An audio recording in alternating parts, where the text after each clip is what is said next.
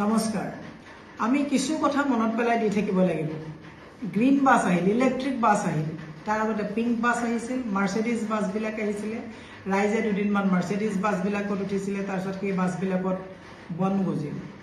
pink bus মহিলাৰ কাৰণে দিয়া হ'ল দুদিনমান পিংক বাছ চলিলে খুব বিজ্ঞাপন চলিলে তাৰপিছত পিংক বাছবিলাক ৰাস্তাত নোহোৱা হ'ল এতিয়া আহিল ইলেক্ট্ৰিক গ্ৰীণ বাছ 200খন বাছ চৰকাৰে আনাৰ মানে ব্যৱস্থা কৰিলে কিন্তু এতিয়া আমাৰ প্ৰশ্ন হ'ল সবকা সাথ সবকা বিকাশ কৰা চৰকাৰখনে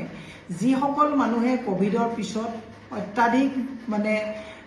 কৰৰ বুজা লৈ বা ফাইন কাটি তেওঁলোকে সিটি বাছবিলাক চলাই আছিল সেই সিটি বাছৰ মালিকসকলৰ আজি অৱস্থা কি হ'ল সকলো সিটি বাছৰ মালিকে এই গ্ৰীণ বাছবিলাক চলাবৰ সুবিধা পালেনে তেওঁলোকৰ পুৰণা বাহনবিলাকৰ এতিয়া অৱস্থা কি হ'ল সকলো সিটি বাছ চালকক মানে আকৌ এই গ্ৰীণ বাছত অন্তৰ্ভুক্ত কৰা হ'ল নে হিমন্ত বিশ্ব শৰ্মাৰ নখদৰ্পণত থকা কেইজনমান মানুহে নিজৰ কেইটামান সুবিধা কৰি নিজৰ কেইজনমান গাড়ী চালকক তাত মানে মকৰল কৰাই বাকি গোটেই কথাবিলাক বালিত পৰি গৈছে সবকা সাথ সবকা বিকাশৰ কথা কয় চৰকাৰে ৰাজ্যৰ ৰাজকোষৰ ভঁৰাল উদং কৰি সময়ে নিজৰ প্ৰফিটৰ কাৰণে কেতিয়াবা পিংক বাছ আনিছে কেতিয়াবা মাৰ্সিডিজ বাছ আনিছে এতিয়া আকৌ গ্ৰীণ বাছ আনিছে এই গ্ৰীণ বাছ কিমান দিনলৈকে চলিব ইও এক বৃহৎ প্ৰশ্ন গতিকে আমি ৰাইজক এটা কথা ক'ব বিচাৰিছো আমি মনতহে পেলাই দিব বিচাৰিছো এই চৰকাৰখনে সময়ে আমাৰ দৰে এখন দৰিদ্ৰ ৰাজ্যৰ ৰাজকোষৰ ধন অপব্যৱহাৰ কৰি তেওঁলোকে কোম্পানীৰ লগত প্ৰফিটৰ তেওঁলোকৰ এটা অংশ মোটা অংশ লৈ তেওঁলোকে শ্ৰম কৰে মানুহক একচুয়ালি এটা এনেকুৱা এটা ব্যৱস্থা লৈ গৈছে যে মানুহে তলকিব পৰা নাই মানুহে কথাবিলাক মনত ৰাখিব পৰা নাই আমাৰ কিনো মনত থাকে যে এই পিংক বাছবিলাক যে নাইকিয়া হ'ল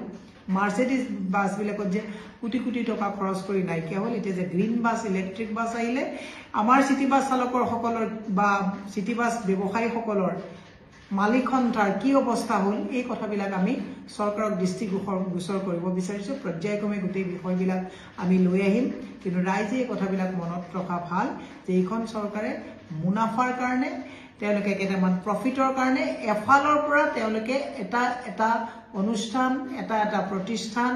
এজন ক্ষুদ্ৰ ব্যৱসায়ী যোনে ঘৰখন চলাই আছে সকলোকে তেওঁলোকে এফালৰ পৰা কিন্তু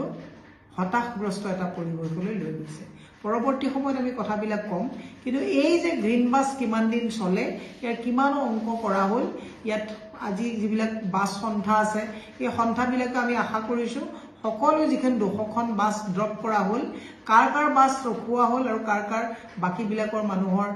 মানে আপোনাৰ অৱস্থা এতিয়া সংকটজনক আৰ্থিক অৱস্থালৈ গুচি গ'ল এই কথাবিলাকত নিশ্চয় সিটি বাছ সন্থায়ো বা বাছ মালিক সন্থায়ো মানে প্ৰশ্ন উত্থাপন কৰিব চৰকাৰক তাৰে আমি দৃষ্টিগোচৰ কৰিম আৰু চৰকাৰক আমি বিনম্ৰভাৱে অনুৰোধ কৰিছো যে সবকা সাথ সবকা বিকাশ কৰা চৰকাৰে এই কথাবিলাকত অলপ মনোনিৱেশ কৰিব ধন্যবাদ